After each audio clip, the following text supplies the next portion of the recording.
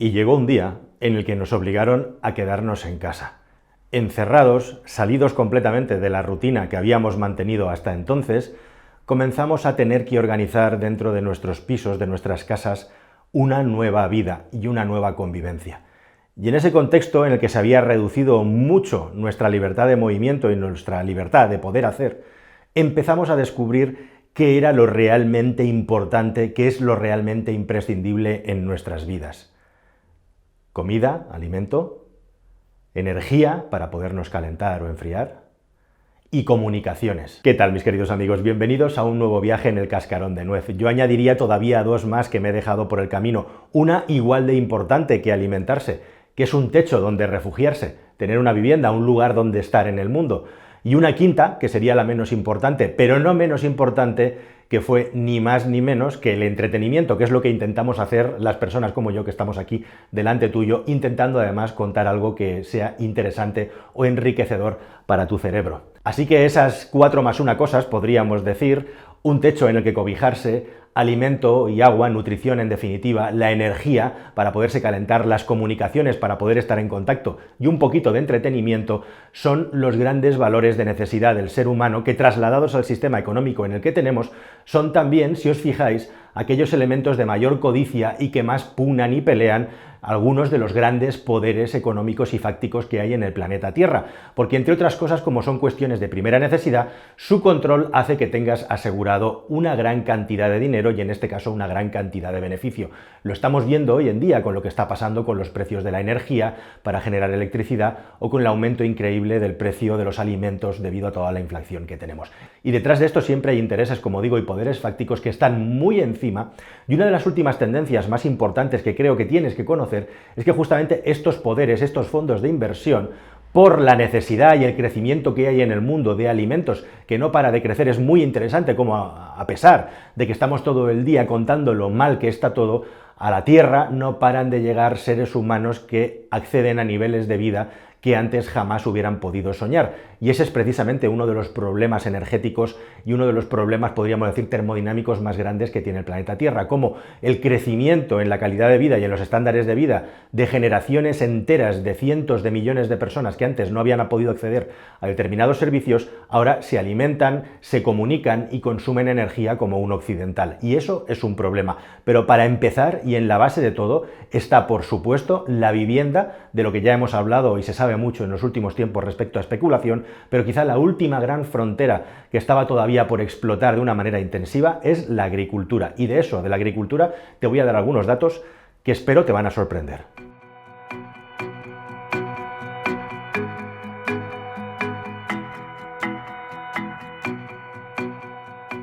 Y no es de extrañar que muchos de los fondos especulativos que están invirtiendo en propiedades agrícolas a gran escala son fondos que en parte tienen puestos sus huevos en el cesto de la inmobiliaria, porque la dinámica de inversión en las explotaciones agrícolas se parece mucho a la dinámica de inversión de las explotaciones inmobiliarias, que por cierto en algunos países, como los Estados Unidos de América, comienza a ser un gravísimo problema, y ahora te voy a explicar por qué, previo a contarte el asunto de la agricultura. Pero tienes que saber que en el país de España, desde el que yo te hablo, en el último trimestre se han multiplicado por 10 las inversiones en territorios agrícolas y se han multiplicado por 15 todos los niveles de inversión en empresas relacionadas con la agricultura, con el procesado de alimentos. ¿Y esto por qué? Porque la alimentación, como digo, es una de las grandes tendencias de inversión y de crecimiento que hay en el planeta Tierra debido al inmenso crecimiento, a la voracidad. Ya os he hablado en varios vídeos anteriores, por ejemplo, del crecimiento exponencial de las granjas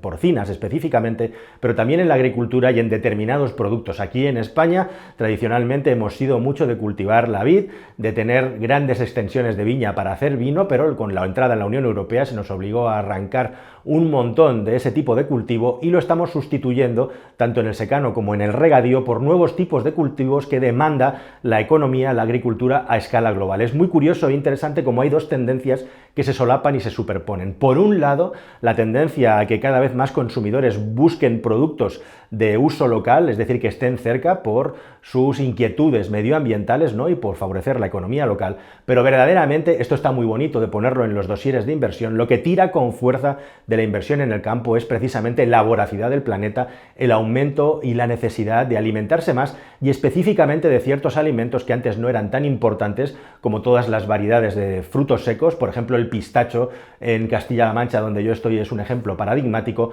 pero otros muchos también, porque realmente donde está el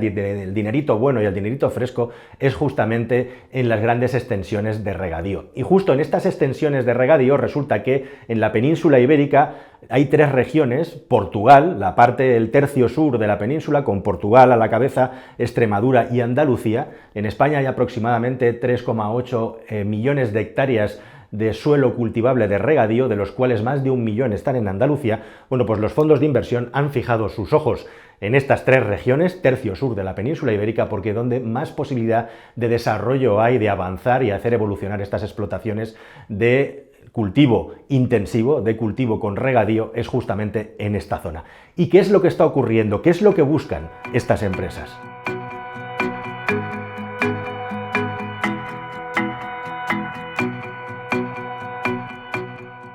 Bueno, pues buscan juntar explotaciones que tengan como mínimo 200 hectáreas de terreno, unas hectáreas de terreno que, como digo, se valoran entre 30.000 y 40.000 euros, que puedan cultivar en estos lugares pues cualquier tipo de producto que sea de alto valor añadido, desde olivares hasta, como digo, el producto estrella de hoy en día, que probablemente es el aguacate. Se habla de que una hectárea de aguacate puede llegar a valer nada menos que 120.000 euros. Ya sabemos los precios que tiene el aguacate, un alimento que en España prácticamente no se consumía, aunque entre otras cientos, miles de cosas, el aguacate fuimos los primeros, los españoles, que lo sacamos del sur de México para traerlo a Europa y empezarlo a comercializar por todo el mundo, incluida California, a través de Málaga. Bueno, pues el mismísimo aguacate, que podríamos decir es el fruto de moda, que sale de un árbol, que necesita mucha agua, puede llegar a pagarse hasta 120.000 euros por hectárea. Bien, se compra el terreno, se compra la explotación agrícola y normalmente lo que se hace es llegar a un acuerdo con un tercero, con una empresa que es la que va a explotar esta finca, este territorio agrícola, durante un periodo de tiempo de 20 años. Simplemente y llanamente se compra la propiedad y se alquila a un tercero para que la explote. Con esto se intenta conseguir una rentabilidad aproximadamente de entre el 5, 4, 6% máximo. Esa es una modalidad, y la segunda modalidad, más lucrativa pero también con más riesgo, es decir, no pasiva, es directamente formar parte de la explotación, invertir en la misma explotación. Si eso se hace, aportando y asumiendo algo más de riesgo, se puede llegar a ganar un 8 o un 9% sobre el capital invertido en esta explotación, que va a estar, como digo, arrendada durante 20 años y pasado ese tiempo, ¿qué se va a hacer? Pues venderla. ¿Te suena este esquema algo? Pues sí, es exactamente el mismo esquema que buscan los fondos de inversión, que compran vivienda de manera masiva para luego alquilar estas viviendas durante un tiempo. En algunos casos son lotes enteros de vivienda nueva que han quedado por ahí tirados de especulaciones inmobiliarias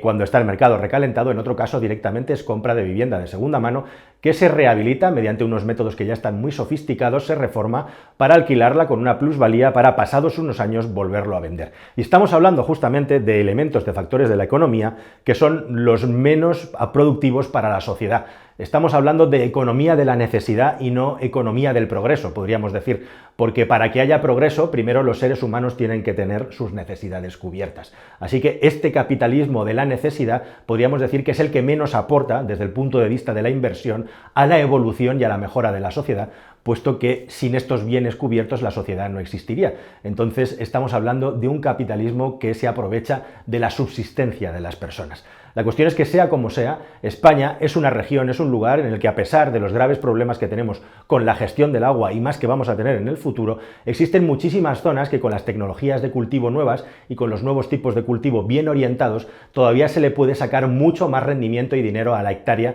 de lo que se le está sacando ahora. Y estos fondos de inversión han fijado, como digo, sus ojos en el tercio sur de la península ibérica, sin distinguir país, Portugal, Extremadura, Andalucía, para poner sus garras encima de una manera espectacular. Estamos hablando de fondos de inversión como Nuveen o PSP, que son fondos de inversión que, entre otras cosas, vienen de tener distintos tentáculos y patas que se sustentan siempre en los fondos de pensiones. Nuveen en el fondo de pensiones de los Estados Unidos de América y PSP en los fondos de pensiones de Canadá. Nada tiene que ver con las grandes maniobras especulativas ya a escala gigantesca que hacen algunos estados como China para poderse proveer de determinados niveles de alimento y determinado control de la zona e influencia de regiones, por ejemplo, en África o en Hispanoamérica. Pero estamos viendo también cómo la última frontera, la agricultura, ellos lo venden además como que están ayudando a las zonas de la España vaciada. Sobre la España vaciada tenemos que hablar con una visión, yo creo que auténtica y propia, de qué es lo que está ocurriendo realmente con todo esto, y si realmente tendríamos que llamarle de esta manera,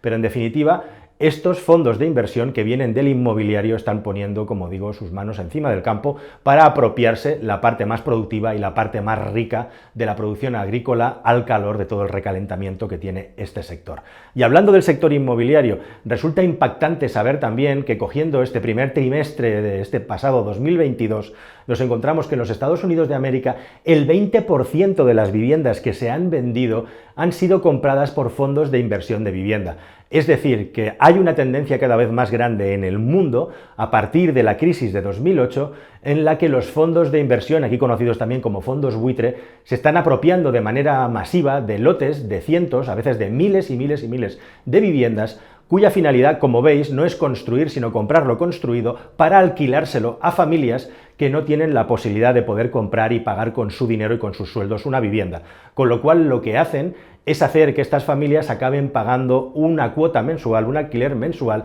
superior a la cuota que les saldría por tener una vivienda en propiedad. E igualmente también retirando tanta oferta del mercado, lo que hacen igualmente es, lógicamente, seguir empujando el precio de la vivienda hacia arriba, creando un efecto dominó, una pescadilla que se muerde la cola, en la que cada vez es más difícil poder comprar una vivienda en propiedad por un lado, y por otro lado, el precio de alquilar una vivienda al no poder acceder a una hipoteca para comprarla es cada vez más alto. En Estados Unidos hay lugares en los que esta tendencia ya está por encima del 30% y, de nuevo, este tipo de capital especulativo que es capaz de sumar grandes sumas de dinero, que a su vez apalancan en préstamos gigantescos que sustentan estas sumas de dinero, se hacen con mordiscos convocados cada vez más grandes de la oferta inmobiliaria que hay en el país. Y esto, desgraciadamente, acaba escampando, acaba moviéndose por todo el planeta y también donde nosotros vivimos. Antes de la crisis de 2008, antes de que saliera ese gigantesco excedente de viviendas provocado por todas las viviendas que se tuvieron que quedar los bancos y con la subprime y luego las crisis negadas por los políticos hasta el último minuto que sufrimos en otros lugares en España y que nos han durado más de 2 años, ahora se han convertido en un sistema, en un método para poder encontrar la manera de hacerlas rentables, como digo, para estos fondos de inversión, con la desgracia, con el problema de que se extrae la posibilidad para los trabajadores, para las personas corrientes, de poder comprar, de poder acceder a una vivienda. Y esto, si se sigue multiplicando, si sigue creciendo, va a acabar creando problemas muy graves en un momento también en el que nos tenemos que plantear realmente el equilibrio o no de las zonas en las que vivimos y cómo repartir la población para hacer el sistema más equilibrado y más sostenible también. Dicen que Adam Smith, uno de los padres del sistema en el que estamos sustentados actualmente, odiaba a aquellas personas, los rentistas que llaman los anglos, ¿no? Aquellas personas que se dedicaban a alquilar las viviendas, puesto que según Smith era algo profundamente inmoral y completamente innecesario, precisamente también porque la vivienda, al igual que la energía, al igual que la comunicación, al igual, si me permitís, que el entretenimiento, son necesidades que los seres humanos tienen como base y por lo tanto no deberían estar sujetas a estos tipos de movimientos especulativos. El padre del capitalismo lo dijo, pero la situación en la que vivimos hoy en día, como veis, es muy distinta y la última frontera, que era el campo, ya no lo es. Y los grandes fondos de inversión, como os he contado, los porqués y los cómo, ya están dentro de apropiarse también de un campo que, como dirían algunos, se está convirtiendo igualmente entre las grandes explotaciones agrícolas y también las grandes explotaciones de energías renovables en un gigantesco polígono industrial fuera de las ciudades. Nada más, queridos amigos, hasta el siguiente vídeo aquí en El Cascarón. Muchas gracias. Adiós.